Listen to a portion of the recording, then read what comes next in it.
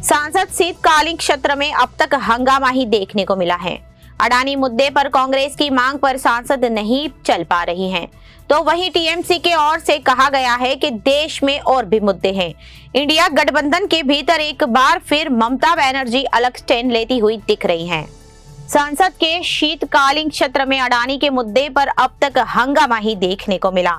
कांग्रेस की ओर से इस मुद्दे को उठाया जा रहा है, वहीं अब विपक्षी सदस्यों में से भी टीएमसी के सुर अलग सुनाई पड़ रहे हैं। एक बार फिर ममता बनर्जी इंडियन गठबंधन और अलग स्टैंड लेंगी हुई दिख रही हैं। तृणमूल कांग्रेस टीएमसी ने बुधवार अपने सांसदों की बैठक में कांग्रेस से अलग राह अपनाने का फैसला किया है।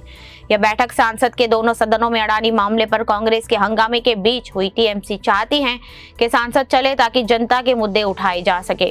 राज्यसभा के टीएमसी नेता डेरेके ओब्रियन और बताया कि टीएमसी संसद में जनता की आवाज बनना चाहती है। टीएमसी पश्चिम बंगाल को केंद्र से मिलने वाले फंड में कथित कमी और मणिपुर की स्थिति जैसे मुद्दे को उठाना चाहती है। टीएमसी लोकसभा सांसद काकोली घोष दस्तीदार ने कहा है कि टीएमसी चाहती है कि सांसद चले। हम नहीं चाहते कि एक मुद्दा सांसद को बाधित करे। हमें सरकार को उसकी कई विफलताओं के लिए जवाब देना ठहराना चाहिए। उन्होंने आगे कहा कि टीएमसी सांसद चलाना चाहती, हम नहीं चाहते कि एक ही मुद्दा सांसद को ठप करे। इस सरकार को इसकी नाकामियों के लिए जवाबदेह ठहराना जरूरी है। बंगाल की मुख्यमंत्री ममता बनर्जी की पार्टी इंडिया गठबंधन में अपनी एक अलग जगह बनाती हुई दिख रही है। हरियाणा और महाराष्ट्र में कांग्रेस की हालिया चुनावी हार और बंगाल उपचुनाव के टीएमसी की जीत के बाद यह स्थिति और मजबूत हो गई है।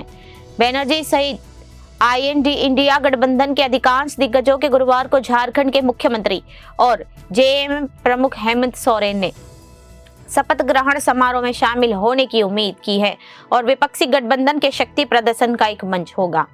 दस्तीदार ने कहा कि टीएमसी राष्ट्रीय स्तर पर इंडिया गठबंधन का हिस्सा है, लेकिन किसी भी पार्टी के साथ चुनावी गठबंधन में ही नहीं।